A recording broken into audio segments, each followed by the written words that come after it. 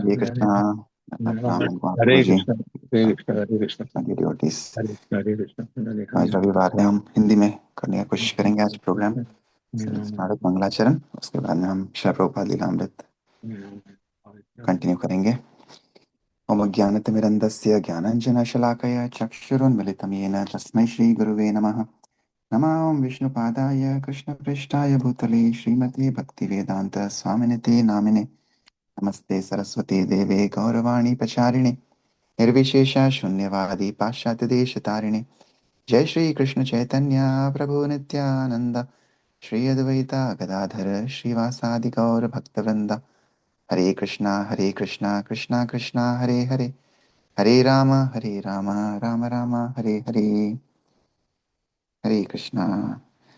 Okay, तो पहले हम गोविंद दामोदर स्तोत्रम का पाठ करेंगे। श्री बिल्वमंगल ठाकुर द्वारा रचित बहुत ही सुंदर भजन, जो हम पिछले 5 हफ्तों से सिंग कर रहे हैं। काफ़ी बड़ा भजन है, इसमें 71 श्लोक हैं, तो अभी हम हर हफ्ते 10-10 श्लोक का उच्चारण कर रहे हैं। तो आज ये आखिरी दिन है, हम 51 से 60 का करेंगे एंड देन ट्रांसलेशंस पढ़ेंगे हिंदी में और फिर प्रभुपाद लीलामृत। ओके, श्री बिल्वमंगल ठाकुर की जय, श्री गोविंद दामोदर स्तोत्रम की जय। त्वामेव याचे मम देहि जिह्वे, समागते दण्डधरे कृतान्ते। वक्तव्यमेवं मधुरं सुभक्त्या, गोविन्द दामोदर माधवेति। भजस्व मन्त्रं भवबन्धमुक्त्ये, जिह्वे रसज्ञे सुलभं मनोज्ञं। द्वैपायनाद्यैर्मुनिभिः प्रजप्तं, गोविन्द दामोदर माधवेति। गोपालवंशीधररूपसिन्धो, लोकेश नारायण दीनबन्धो। उच्चस्वरैस्त्वं वद सर्वदैव, गोविन्द दामोदर माधवेति। जिह्वे सदैव भज सुन्दराणि, नामानि कृष्णस्य मनोहराणि। समस्तभक्तार्तिविनाशनानि, गोविन्द दामोदर माधवेति। गोविन्द गोविन्द हरि मुरारे, गोविन्द गोविन्द मुकुन्द कृष्ण। गोविन्द गोविन्द रथाङ्गपाणे, गोविन्द दामोदर माधवेति। सुखावसाने त्विदमेव सारं, दुःखावसाने त्विदमेव गेयं। देहावसाने त्विदमेव जाप्यं, गोविन्द दामोदर माधवेति। दुर्वारवाक्यं परिगृह्य कृष्ण, मृगीव भीता तु कथं कथञ्चित्।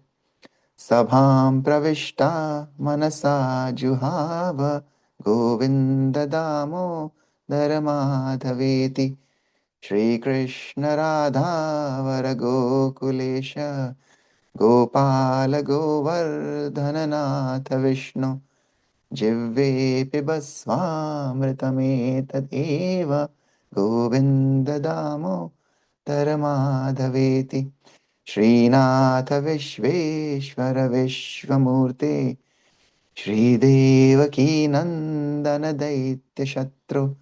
जिह्वे पिबस्वामृतमेतदेव, गोविन्द दामोदर माधवेति। गोपीपते कंसरिपो मुकुन्द, लक्ष्मीपते केशववासुदेव। जिह्वे पिबस्वामृतमेतदेव, गोविन्द दामोदर माधवेति। गोविन्द दामोदर माधवेति। गोविन्द दामोदर माधवेति। हरे कृष्णा हरे कृष्णा कृष्णा कृष्णा हरे हरे हरे राम हरे राम राम राम हरे हरे। श्री गोविंद दामोदर स्तोत्रम की जय। श्रीला बिल्वा मंगल ठाकुर महाशय की जय। जगत गुरु श्रीला प्रभुपाद की जय। ओके, हिंदी में हम ट्रांसलेशंस पढ़ेंगे इस सुंदर भजन के। 51 से 60 श्लोक कोई पढ़ना चाहेगा हिंदी में? मैं पढ़ लूं प्रभु जी। हाँ जी माता जी, यस। हरे कृष्णा। हे मेरी जीवा, मैं केवल यही मांगता हूँ कि जब मैं दंड के राजदंडारी यमराज से मिलूं तो तुम बड़ी भक्ति के साथ ये मधुर वाणी कहोगी, गोविंद दामोदर माधव। हे मेरी जीवा, हे रस के ज्ञाता, भव सागर के नारकीय बंधन से मुक्ति के लिए वेद व्यास तथा अन्य ऋषियों द्वारा जपे गए मनोहर तथा सरलता से प्राप्त होने वाले मंत्र की आराधना करो, गोविंद दामोदर माधव। तुम्हें सदैव और हर जगह ऊंचे स्वर में गोपाल वंशीधर, हे सौंदर्य के सागर, हे जगत के स्वामी नारायण, हे दीन मित्र गोविंद दामोदर और माधव का कीर्तन करना चाहिए। हे मेरी जीवा, कृष्ण की तो इन सुंदर मनमोहक नामों गोविंद दामोदर और माधव की सदैव पूजा करो, जो भक्तों के समस्त विघ्नों का नाश कर देती है। हे गोविंदा गोविंदा हरे मुरारी, हे गोविंदा गोविंदा मुकुंद कृष्ण, हे गोविंदा गोविंदा हे रथ के पहिए के धारक, हे गोविंदा हे दामोदर हे माधव। वास्तव में सांसारिक सुखों के मामलों को समाप्त करने पर यही सार मिलता है, और ये भी सभी सुखों के समाप्त होने के बाद गाया जाना चाहिए। केवल यही एक भजन है जिसे किसी के भौतिक शरीर की मृत्यु के समय गाया जाना चाहिए, गोविंद दामोदर माधव। किसी प्रकार दुशासन की अपरिहार्य आज्ञा स्वीकार करके द्रौपदी भयभीत हिरणी के समान राजकुमारों की सभा में प्रवेश कर गई और मन ही मन भगवान को पुकारने लगी, गोविंद दामोदर माधव। हे जीवा, केवल इन अमृतमय नामों का ही पान करो। श्री कृष्ण श्री राधा के प्रिय, गोकुल के स्वामी गोपाल, गोवर्धन के स्वामी विष्णु, गोविंदा दामोदरा और माधवा। श्रीनाथ ब्रह्मांड के स्वामी, ब्रह्मांड के रूप, देवकी के सुंदर पुत्र, हे राक्षसों के शत्रु गोविंदा दामोदर माधव। हे मेरी जीव, बस इस अमृत को पी लो, सॉरी। गोपियों के भगवान, कंस के शत्रु मुकुंद, लक्ष्मी देवी के पति केशव, वासुदेव के पुत्र गोविंदा दामोदर माधव। हे मेरी जीव, बस ये अमृत पी लो। हरे कृष्णा। हरे कृष्णा। थैंक यू माता जी। ओके, यस, गोविंद दामोदर माधव को हमें याद करना है, हमारी जिह्वा को उसी का स्मरण होना चाहिए। अंत काल में यही साथ जाएगा। भगवान का नाम हमारे मुख पे हो तो हम भगवान के पास वापस लौट सकते हैं, ये भगवान खुद कहते हैं गीता में। तो यस, इसका हमें अभ्यास करना है। अभ्यास से ही हम प्रगति करते हैं। अभ्यास से ही हम एक जो निश्चयता होती है, दृढ़ता होती है, वो आती है, और ऑटोमेटिकली माइंड को हमें भगवान का नाम स्मरण होता है जब हम उसको प्रैक्टिस करते हैं निरंतर। ओके, तो अब हम हिंदी में श्री प्रभुपाद लीलामृत पढ़ेंगे। अध्याय 24 से कंटिन्यू करेंगे।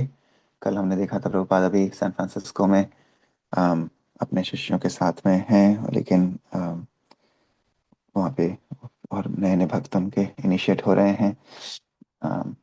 जैसे आज यहाँ पे हमारे यहाँ सनसनाटे में भी कुछ भक्तों का इनिशिएशन है, हरि नाम दीक्षा मिलने वाली है। वैसे ही प्रभुपाद जी सैन फ्रांसिस्को में उपेंद्र प्रभु को दीक्षा दिए थे इस हफ्ते, और अभी उनको एज अ पर्सनल अपना असिस्टेंट उन्होंने अपने घर पे रखा है।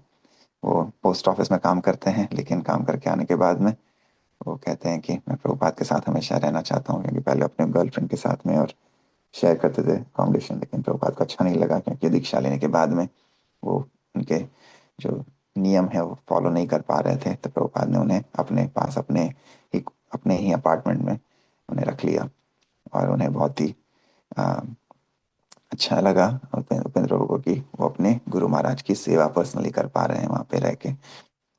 और प्रभुपाद रात को 1 बजे 1:30 बजे उठ के अपना चैतन्य टीचिंग्स ऑफ लॉर्ड चैतन्य का ट्रांसलेशन कर रहे हैं अभी सैन फ्रांसिस्को में। और न्यूयॉर्क में अपने जो शिष्य हैं उनसे थोड़ा सा खफा हो चुके थे वो, कि उन्हें थोड़ी अ, उनसे थोड़े नाराज हो चुके थे, क्योंकि उन्होंने वो $5,000 जो उनका एजेंट था उसको दे दिए थे बिना प्रभुपाद की आज्ञा का पालन करते हुए। जब प्रभुपाद ने उन्हें क्लियरली बोला था कि आपको पैसे एजेंट को नहीं देने हैं, फाइनेंसियर को नहीं देने हैं, लेकिन एक्चुअली जो बिल्डिंग के जो ओनर हैं टाइलर, उनको देने हैं। लेकिन इन्होंने उनकी प्रभुपाद की बात को सही से ध्यान नहीं दिया और उनके साथ में डील कर ली, और अब वो पैसे उनके ऑलमोस्ट डूबने की कगार पे हैं, $5,000। तो प्रभुपाद अब उन सब शिष्यों को लिख रहे हैं न्यूयॉर्क से। तो ये भी हमने देखा कि जो जो गुरु की जो आ, गुरु जब हमें सही करने की कोशिश करते हैं, हमें हमारी गलतियों को सुधार करते हैं, तो गुरु का प्रेम है हमारे प्रति। तो वही प्रभुपाद जी का यहाँ पे उनके भक्त के प्रति प्रेम है कि वो उन्हें सुधारने की कोशिश कर रहे हैं। वरना अगर गुरु हमसे रुष्ट हो जाएं और हमसे बात ही ना करें, तो वो बहुत ही बुरा है हमारी आध्यात्मिक प्रगति के लिए। कि अगर गुरु ने हमसे मुख फेर लिया, तो मानो कि भगवान ने हमसे मुख फेर लिया। लेकिन यहाँ पे एटलीस्ट श्रील प्रभुपाद अपने शिष्यों के प्रति, उनका क्रोध है, आक्रोश है, लेकिन वो भी प्रभुपाद जी का प्रेम ही है उनके भक्तों के प्रति। तो हम देखते हैं आगे क्या होता है। हम यहाँ से पढ़ेंगे। उन्होंने कहा कि अपराधिकों को आपराधिक अदालत में लाया जाना चाहिए। उनकी साजिश और धोखाधड़ी स्पष्ट है और उसे साबित किया जा सकता है। ब्रह्मानंद के टेलीफोन पर हुई बातचीत से ऐसा लगता है कि यह एक संगठित धोखाधड़ी का मामला है, और आपको बिना किसी को माफ किए साहस के साथ इसका सामना करना चाहिए। हम बदला लेने की भावना नहीं रखते हैं, लेकिन हम श्री कृष्ण के पैसे का बिना किसी कारण के नहीं हम कृष्ण के पैसे को बिना किसी कारण के नहीं खो सकते। लड़के पहले ही इतनी बड़ी गलतियां कर चुके थे कि प्रभुपाद को संदेह था कि क्या वे धोखेबाजों से निपट सकते हैं। लेकिन उन्होंने कहा कि उन्हें कोशिश करनी होगी। हमें घर ले लेना चाहिए या पैसे वापस कर देना चाहिए। अगर ऐसा नहीं किया गया तो यह धोखाधड़ी का स्पष्ट मामला होगा। अब आप जो चाहें कर सकते हैं। श्री प्रभुपाद ने लड़कों के वकील को पत्र लिखकर मामले का इतिहास बताया। उन्होंने फाइनेंसर मालिक और मिस्टर प्राइस को भी पत्र लिखा, जिसमें उन्होंने सब कुछ उजागर करने की धमकी दी, जिसमें उन्होंने अकेले जो देखा था वह भी शामिल था। इसमें शामिल वकील भी शामिल थे। ब्रह्मानंद को समझ में नहीं आ रहा था कि क्या हो रहा है, लेकिन ऐसा लग रहा था कि स्वामी जी को परिणाम मिलने वाले हैं। लड़के निश्चित रूप से मूर्ख थे, लेकिन व्यवसायी निश्चित रूप से धोखेबाज थे। और स्वामी जी ने दावा किया कि वे इसे अदालत में साबित कर सकते हैं। अपने भूल करने वाले शिष्यों को चेतावनी देते हुए और धोखेबाजों के खिलाफ कठोर कार्रवाई करते हुए श्री प्रभुपाद अपने मूर्ख शिष्यों के लिए अंतिम आश्रय बने रहे। अपनी न्यूयॉर्क शाखा के 6 ट्रस्टियों को लिखे एक पत्र में उन्होंने उनके उदास मन में दिव्य प्रकाश डाला। अध्याय को भूल जाओ। यह मान लो कि श्री कृष्ण ने तुम्हारी जानबूझकर की गई मूर्खता के कारण तुमसे यह धन छीन लिया है।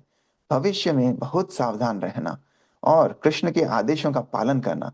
यदि तुम कृष्ण के आदेशों का पालन करोगे, तो वे तुम्हें वह चीजें दे सकते हैं जिनकी तुम्हें आवश्यकता हो सकती है।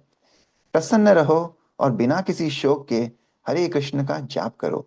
जैसा कि मैंने तुम्हें कई बार बताया है कि मेरे गुरु महाराज कहा करते थे कि यह संसार सज्जनों के लिए उपयुक्त स्थान नहीं है। उनके कथन की पुष्टि श्रीमद् भागवतम के निम्नलिखित श्लोक से होती है। इसे इस प्रकार कहा गया है, यस्यस्ति भगवती अकिंचन भक्ति सर्वगुणैस्तत्र समासते सुरा, हरो अभक्तस्य कुतो महद्गुण, मनोरथे असतो धावतो बहि। जो व्यक्ति कृष्ण चेतना में नहीं है, उसे उसके पास कोई अच्छी योग्यता नहीं है, चाहे कोई कितना भी सज्जन क्यों न हो, या वह शैक्षणिक रूप से कितना भी शिक्षित क्यों न हो। वह मानसिक स्तर पर मंडराता रहता है, और इसलिए उसे बाहरी ऊर्जा से प्रभावित होकर उपद्रव करना ही पड़ता है। चाहे जिस व्यक्ति की भगवान के प्रति अटूट आस्था क्यों न हो, उसके पास देवताओं की भी सभी अच्छी योग्यताएं होती है। दूसरे शब्दों में, आपको दुनिया के तथाकथित सज्जनों पर भरोसा नहीं करना चाहिए, चाहे वे कितने भी अच्छे कपड़े पहने हों।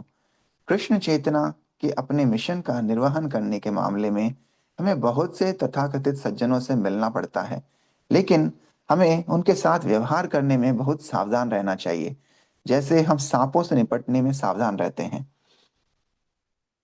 अब पहले से कहीं ज्यादा न्यूयॉर्क के लड़के चाहते थे कि स्वामी जी वापस आए। हालांकि मंदिर में ज्यादातर बातचीत अभी भी रियल एस्टेट के बारे में ही थी। वे नियमित कीर्तन और व्याख्यान कार्यक्रम आयोजित कर रहे थे, और दो नए लड़के शामिल हो गए थे। जदुरानी ने भगवान विष्णु की कुछ नई पेंटिंग्स तैयार की थी, जो अब मंदिर में लटकी हुई थी, और वह स्वामी जी के आने और उन्हें देखने का बेसब्री से इंतजार कर रही थी। कुछ भक्तों ने स्वामी जी के लिए मंदिर में एक नया स्पीकर का आसन बनाया था। वे जानते थे कि वे मूर्ख हैं, लेकिन उन्होंने स्वामी जी से वापस आने के लिए कहा। वह सहमत हो गए।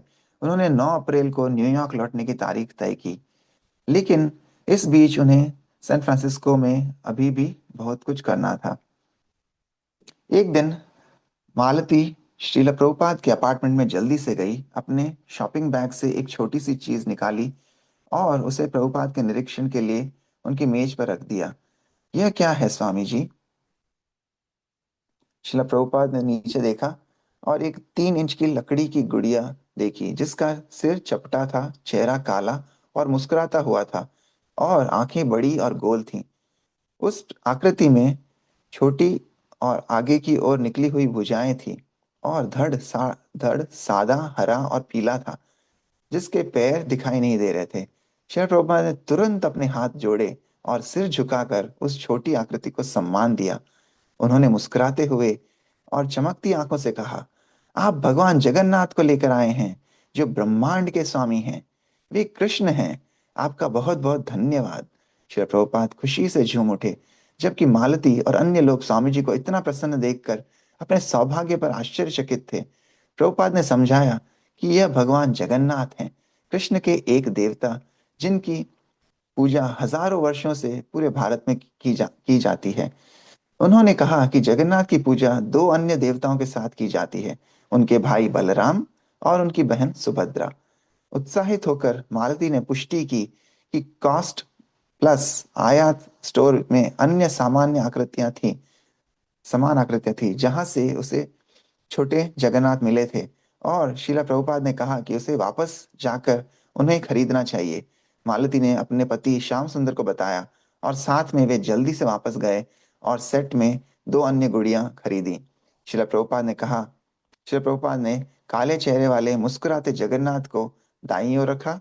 बीच में उन्होंने सबसे छोटी आकृति सुभद्रा को रखा, जिसका लाल मुस्कुराता हुआ मुंह और आयताकार काला और पीला धड़ था।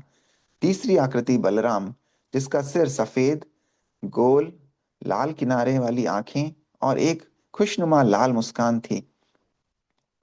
उनके हाथ जगन्नाथ की तरह आगे की ओर निकले हुए थे, और उनका आधार नीला और पीला था। प्रभुपाद ने उन्हें सुभद्रा के बगल में रखा। जब प्रभुपाद ने उन्हें अपनी मेज पर एक साथ देखा, तो उन्होंने पूछा कि क्या कोई नक्काशी करना जानता है। श्याम सुंदर ने कहा कि वह एक लकड़ी के मूर्तिकार हैं, और प्रभुपाद ने उन्हें छोटे जगन्नाथ, बलराम और सुभद्रा की 3 फुट ऊंची प्रतियां उकेरने के लिए कहा।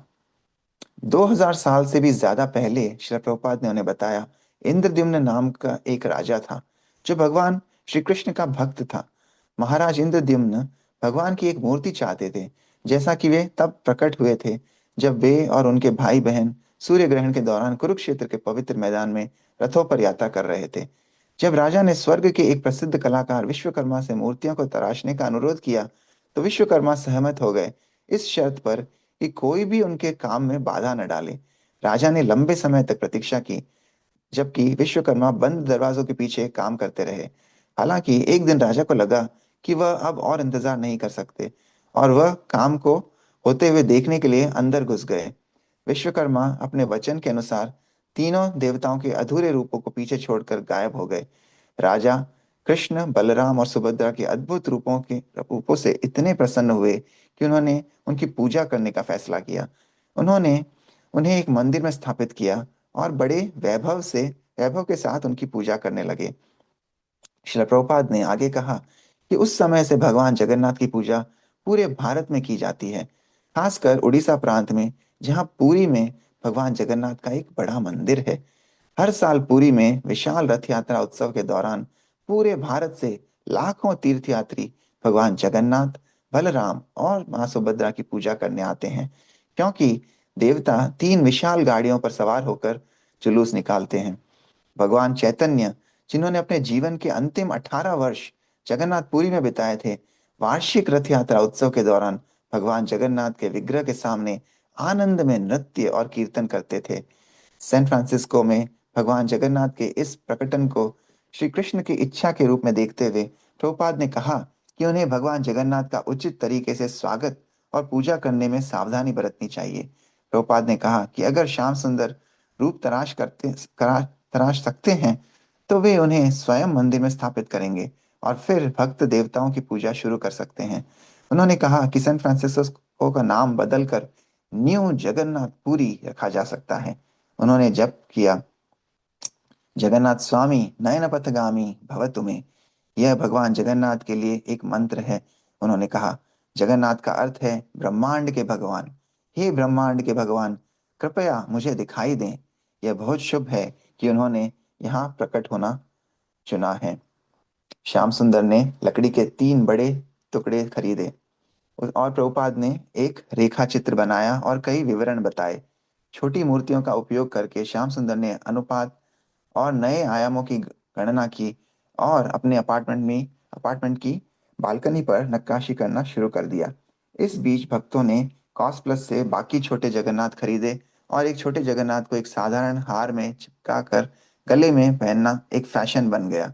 श्री प्रभुपाद ने समझाया कि चूंकि भगवान जगन्नाथ सबसे अधिक पतित लोगों के प्रति बहुत उदार और दयालु थे, इसलिए भक्त जल्दी ही अपने मंदिर में उनकी पूजा करने में सक्षम होंगे। मंदिर में राधा और कृष्ण के रूपों की पूजा के लिए बहुत उच्च सख्त मानकों की आवश्यकता होती है, जिसे भक्त अभी तक पूरा नहीं कर पाए थे। लेकिन भगवान जगन्नाथ इतने दयालु थे कि उनकी पूजा एक साधारण तरीके से, ज्यादातर हरे कृष्ण का जाप करके की जा सकती थी, भले ही भक्त बहुत अधिक उन्नत न हो। प्रभुपाद ने 26 मार्च को भगवान चैतन्य के प्रकट होने के दिन को देवताओं की स्थापना के लिए निर्धारित किया। भक्तगण एक बड़ा भोज करेंगे और भगवान जगन्नाथ की पूजा शुरू करेंगे। प्रभुपाद ने कहा कि उन्हें एक वेदी बनानी होगी और उन्होंने उन्हें बताया कि इसे कैसे तैयार किया जाए। श्याम सुंदर जब अपनी नक्काशी पूरी करने की जल्दी में थे, तो एक छोटा सा कांटा उनके हाथ में घुस गया और घाव संक्रमित हो गया। अंततः श्याम सुंदर को रक्त विषाक्तता हो गई और वे इतने बीमार हो गए कि उन्हें अस्पताल जाना पड़ा। प्रभुपाद ने कहा कि भगवान जगन्नाथ श्याम सुंदर के पिछले पाप कर्मों के परिणामों को दूर कर रहे थे। 26 मार्च को भगवान चैतन्य के प्रकट दिवस का प्रभुपाद ने कहा कि सुबह के समय वे मंदिर में साथ रहेंगे, भगवान चैतन्य के बारे में पढ़ेंगे, कीर्तन करेंगे और शाम को भगवान जगन्नाथ की स्थापना का समारोह करेंगे। चंद्रोदय तक उपवास रखने के बाद वे प्रसादम भोज के साथ उपवास तोड़ेंगे। जब शिला प्रभुपाद उस सुबह मंदिर में दाखिल हुए, तो उन्होंने भक्तों द्वारा किए गए काम को देखा। नई नई वेदी कमरे के पीछे की ओर थी, जहां उनका मंच था, और उनका मंच अब कमरे के दाईं ओर दीवार के सामने था। अपनी सीट से वे वेदी को बहुत आसानी से देख पाएंगे। वेदी फर्श से 7 फीट ऊपर एक साधारण लाल लकड़ी का तख्त था और दो मोटे लाल लकड़ी के खंभों के बीच लगा हुआ था। एक छतरी उस जगह को ढकती थी जहां देवता खड़े होते थे। वेदी के नीचे हरिदास की भगवान चैतन्य और उनके सहयोगियों के कीर्तन का के दौरान नृत्य करने वाली पेंटिंग थी, और पेंटिंग के पीछे मद्रास की पृष्ठभूमि थी।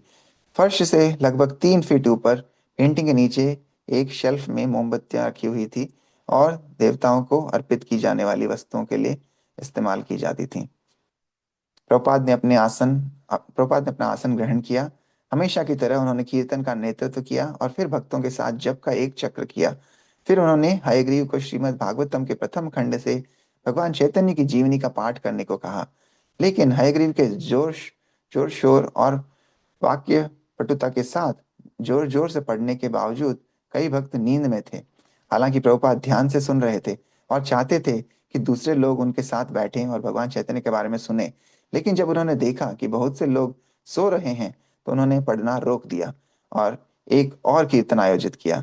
फिर उन्होंने उनके साथ लगभग 15 मिनट तक जप किया। ओके, हम यहाँ पे आज विराम देंगे। हरे कृष्णा। यस। तो जैसे हम देख रहे हैं, अभी हमने ये पूरा हफ्ता हम जगन्नाथ रथ यात्रा का महामहोत्सव मना रहे थे। इस्कॉन कोलंबस में मनाया, ऑफकोर्स जगन्नाथपुरी में जगन्नाथ रथ यात्रा हुई अ, शुक्रवार को। और हमारे बीच जगन्नाथपुरी से वहाँ के लाडले भगवान के लाडले भक्त हिज होलीनेस असित कृष्ण महाराज आए हैं। उसके पहले अनंत कृष्ण महाराज आए थे पिछले हफ्ते। तो काफी शुभ और काफी हमारे लिए काफी अ, भगवान की कृपा माने हम एक तरह से कि इस इतने सुंदर उपलक्ष्य पे भगवान जगन्नाथ की रथ यात्रा के महामहोत्सव के अ, इस दौरान में हमारे बीच इतने महान भक्त हमारे पास आए हैं। इसका मतलब है कि श्रील प्रभुपाद की, भगवान जगन्नाथ की कृपा हम सब पर है। और उसी टाइम पे हम ये अध्याय 24 भी पढ़ रहे हैं।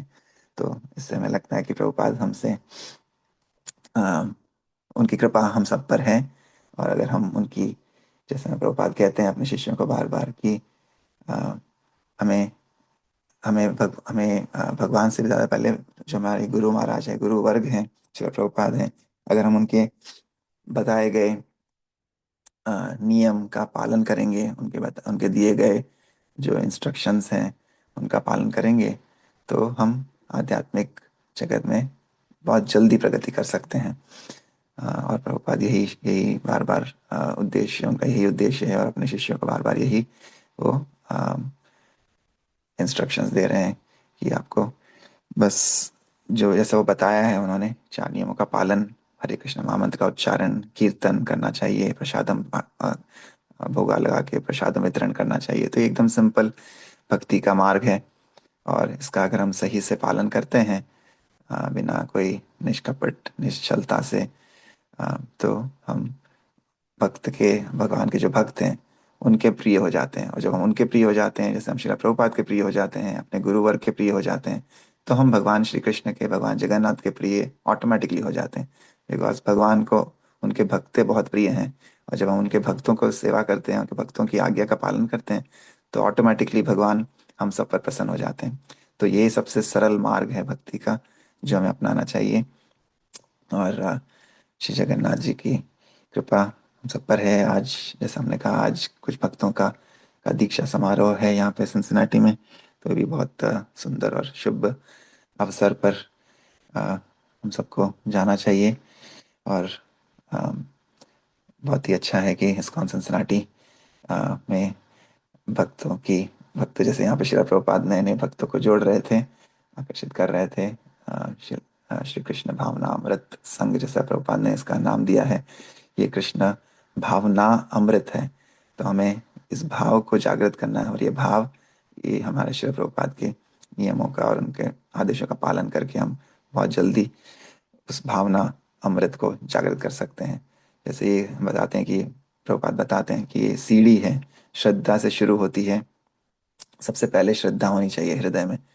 जब श्रद्धा होती है तो भगवान देखते हैं कि हाँ, ये श्रद्धापूर्ण भक्त है और ये मुझसे मिलना चाहता है। तब भगवान हमें साधुओं का संग देते हैं। तो जब शुद्ध शुद्ध साधु के संग में आते हैं, तो वो हमें शिक्षा देते हैं कि हमें कैसे भजन करना चाहिए। तो हम भजन क्रिया करते हैं, जो तीसरी पीढ़ी है, तीसरी सीढ़ी की तीसरा पड़ाव है। तो श्रद्धा, फिर साधु संगा, फिर भजन क्रिया, जो हम करते हैं सुबह उठ के, सुबह सोलह माला का जप करते हैं, नियमों का पालन करते हैं। तो वो अगर हम सिंसियरली करते हैं, तो धीरे धीरे हमारे हृदय का शुद्धिकरण होता है, अनर्थास जो हैं उनकी निवृत्ति होती है। तो ये चौथा पीढ़ी, चौथा चौथा स्टेप होता है, पड़ाव अनर्थ निवृत्ति, जो कि भक्तों के जीवन में काफी लंबा हो सकता है, क्योंकि हमारे कई जन्मों जन्मों के पाप हैं जो हम हमारे साथ हमारे हृदय को मलिन किए हुए हैं। तो उस मलिनता को दूर करने के लिए एक ही सरल उपाय है जो चैतन्य महाप्रभु ने दिया है इस युग में, हरे कृष्ण का जाप करना। तो हमें वो, अगर हम शुद्धता से, पूरी अटेंशन के साथ में और भगवान के प्रति अपने प्रेम से अगर हम करते हैं, तो हम बहुत जल्दी उस अनर्थों को निवृत्ति कर सकते हैं गुरुओं की कृपा से। और वो कृपा तभी होती है जब हम सिंसियरली उनके आदेशों का पालन पालन करते हैं। तो ऐसे अगर उसको अनर्थों को निवृत्ति करने में काफी समय भी लग सकता है, लेकिन अगर हम सिंसियरली करें तो हम बहुत जल्दी, भगवान कहते हैं, क्योंकि हमारे पास समय कम है, कलयुग में सभी जीवों का जो आयु है वो बहुत कम है। लेकिन हमारे गुरुजन ने कहा है कि हम इसी इसी जीवन में भगवान की प्राप्ति कर सकते हैं। तो अगर उन्होंने कहा है तो वो सत्य वाक्य है, बिकॉज जब भगवान के शुद्ध भक्त कुछ कहते हैं, तो भगवान उसमें अपनी सारी शक्ति डाल देते हैं उनके वाक्यों को सत्य करने के लिए। तो अगर हम बिना डर के शरणोपात के आदेशों का पालन करते हैं, तो हम इसी जीवन में भगवान की प्राप्ति कर सकते हैं। तो जो हमारे अनर्थ, कई कई जन्मों के अनर्थ हैं, वो एक ही क्षण में भगवान उनको शून्य कर सकते हैं। तो अनर्थ जब निवृत्त हो जाते हैं, तो उसके बाद में हमारी निष्ठा बढ़ती है, एक दृढ़ता बढ़ती है, गुरु के प्रति निष्ठा, गुरु के आदेशों के प्रति निष्ठा और प्रबल होती है। फिर उससे हमारी रुचि बढ़ती है कि हम, जो भगवान ने, जो हमारे गुरु ने हमें आज्ञा दी है, वो हमें भगवान के ग्रंथों का निरंतर जप करते हैं, पाठ करते हैं, तो वो रुचि, हमारी टेस्ट बढ़ती है, फिर आसक्ति बढ़ती है, अटैचमेंट बढ़ता है। और उसके बाद में हमें भाव और प्रेम का स्तर प्राप्त होता है, जो चैतन्य महाप्रभु हमें यहाँ पे देने आए थे, एकदम सरलता से, जो कि बहुत ही मुश्किल है। जो योगी ज्ञानी काफी वर्षों से योग और कर रहे हैं, ध्यान ध्यान से मेडिटेशन कर रहे हैं, उन सबको कितने ही जन्म लग जाते हैं भगवान की प्राप्ति के लिए। लेकिन यहाँ पे इतने सरल उपाय से चैतन्य महाप्रभु ने हमें, जैसे उन्होंने पूरी शक्तियां भगवान के नाम में डाल के वो ब्रह्मांड में छोड़ दी है। तो इसलिए ये हरे कृष्ण महामंत्र का जो हम जप करते हैं, उसमें भगवान की सारी शक्तियां हैं, भगवान के नाम रूप गुण लीला सभी इसी में समाहित हुए हैं। अगर हम इसका एकदम निश्चल भाव से अ, पाठ करते हैं, पठन करते हैं, जप करते हैं, तो हम उस भाव के स्तर को, प्रेम के स्तर को इसी जन्म में प्राप्त कर सकते हैं और भगवान के पास जा सकते हैं गोलोक में। तो यही है जगन्नाथ जी की कृपा। जैसे प्रभुपाद यहाँ पे कह रहे हैं कि जगन्नाथ जी बहुत ही दयालु हैं, बिकॉज चैतन्य महाप्रभु, जो कि भगवान कृष्ण और राधा के सम्मिलित अवतार हैं, वो अपने जीवन के 18 वर्ष, आखिरी वर्ष जगन्नाथपुरी में जगन्नाथ जी का रथ यात्रा में भाग लेते थे, और जगन्नाथ जी रथ यात्रा को पुल करते थे। तो उसका अ, एक दृश्य ये है कि वो राधा रानी हैं, जो जगन्नाथ जी को, जो कि कृष्ण है, अपने हृदय में उनको वापस अंदर अपने हृदय में प्रवेश द्वार के द्वारा ले जा रहे हैं। राइट, तो यही जगन्नाथ रथ यात्रा का भाव है। तो अगर हम चैतन्य महाप्रभु के इन आदेशों का पालन करते हैं, तो हम इमीडिएटली जगन्नाथ जी को अपने हृदय में हमेशा हमेशा के लिए स्थापित कर सकते हैं। और हमारे भक्तों का, साधकों का अल्टीमेटली गोल वही है, प्रयोजन वही है कि हम कृष्ण भक्ति, कृष्ण भाव, अमृत को अपने हृदय में, उस सागर को बढ़ाएं और भगवान को प्राप्त हों। तो thank you so much for being with us this morning. किसी का और कोई रिफ्लेक्शंस या थॉट्स हैं जगन्नाथ रथ यात्रा के बारे में, या आज हमने जो पढ़ा श्री प्रभुपाद जी की आज्ञा के बारे में, कोई कुछ और कहना चाहेगा?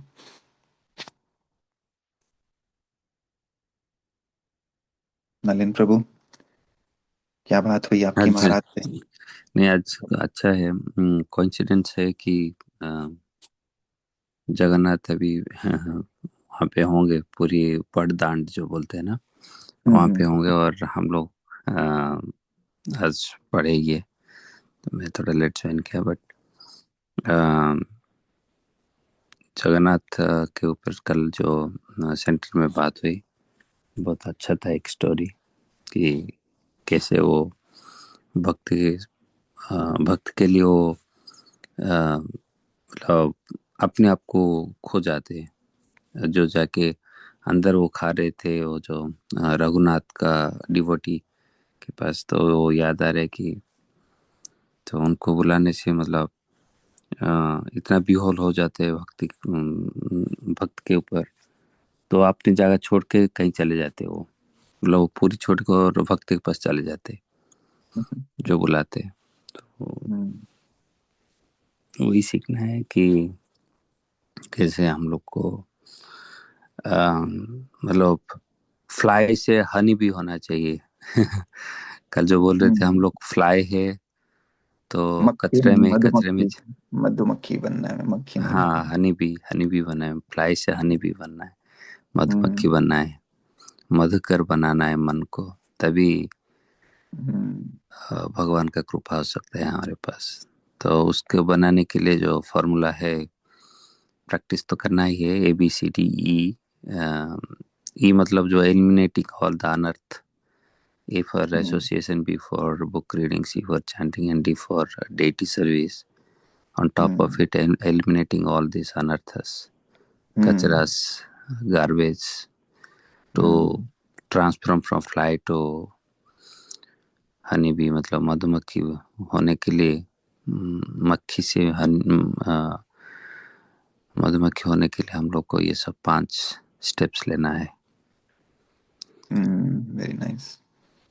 इसीलिए जो जो ब्रह्मचारी होते हैं, जो जैसे ब्रज में जाते हैं, वो जब जाते हैं वो खुद नहीं बनाते हैं घर पे, राइट? तो लेकिन जो शुद्ध ब्रजवासी हैं उनके घर पे जाके उसको बोलते हैं मधुकरी करते हैं। वो मधुकरी कैसे करते हैं? जैसे मधुमक्खी जाती है और वो अगर वो आ, पेड़ में कांटे भी हैं, जैसे गुलाब के फूल, गुलाब के पौधे में कांटे भी होते हैं, लेकिन मधुमक्खी कांटों के पास नहीं जाती है, हाँ राइट? वो हाँ, राइट। वहां जाके वहां से मधु लेती है, नेक्टर लेती है। वैसे ही इस संसार में कांटे हैं, कांटे रूपी ये संसार है।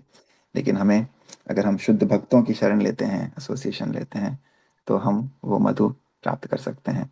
तो इसीलिए वो ब्रह्मचारी जो जाते हैं ब्रज में, उसे मधुकरी कहते हैं। वो ब्रजवासी, शुद्ध ब्रजवासियों के घर पे जाके मधुकरी करते हैं, और वो जो मिलता है उसी को भगवान का प्रसाद मान के उसे उसे स्वीकार करते हैं। यस। हम्म, थैंक यू प्रभु, मच। नंद कुमार प्रभु जी, आप कुछ कहेंगे, कुछ कहना चाहेंगे जगन्नाथ रथ यात्रा के बारे में, या हमारे सेंटर के बस प्रोग्राम्स के नहीं बारे में? नहीं नहीं, प्रभु जी नहीं, हरे कृष्ण प्रभु जी, हरे कृष्ण। हरे कृष्णा। थैंक यू प्रभु जी। ओके, ऑलराइट, तो हम यहाँ पे आज विराम देंगे। थैंक यू सो मच आप सबके एसोसिएशन के लिए। वैष्णव प्रणाम करेंगे हम। वाञ्छकल्पतरुभ्यश्च कृपा सिन्धुभ्य च पतितानां पतितानां पावनेभ्यो पावनेभ्यो वैष्णवेभ्यो नमो वैष्णव नमः। नमः। अनंत कोटि अनंत कोटि वैष्णव वैष्णव की की जय। जय। जगत गुरु शिल प्रभुपाद की जय। जय शिला प्रभुपाद लीलामृत की जय। जगन्नाथ बलदेव सुभद्रा माई की जय। जगन्नाथ जय रथ यात्रा की जय। जय निताई जय। गौर प्रेमानंदे। हरि हरि हरि बोल। हरे बोल। हरे कृष्ण। हरे कृष्णा। हरे कृष्णा।